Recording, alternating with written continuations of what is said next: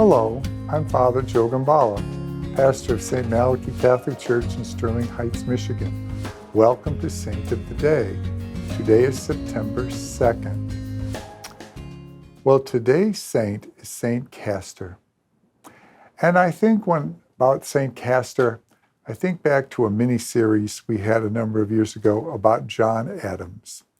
If you recall that mini-series or have read the famous McCullough book on former President John Adams, you would know that John Adams had a lot of support from his wife Abigail. She was a pillar in his life, a rock upon which the future president relied upon in many, many different occasions. This is true of our saint, Saint Castor. Now, Saint Castor was born in Nimes, which is a part of Europe that will become France in the future.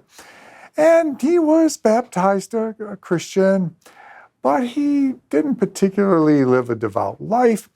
He didn't want to work too hard. He didn't want to dig ditches. He didn't want to work in the fields. He felt that his ticket to a good living would be find someone wealthy to marry, a good wealthy woman. And if he could marry a good wealthy woman, then he would be all set. And lo and behold, he meets a woman by the name of Maria, who's from Marseille. And Maria from Marseille is a very wealthy widow who's also looking for someone to marry, and she falls in love with Castor, and they get married. Now, Castor initially thought he had it made now.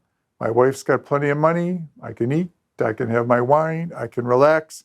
Life is good. Thing is, though, Marie was a very devout woman, very faithful, attended Mass every day, very charitable to the poor, spent many hours kneeling and just praying.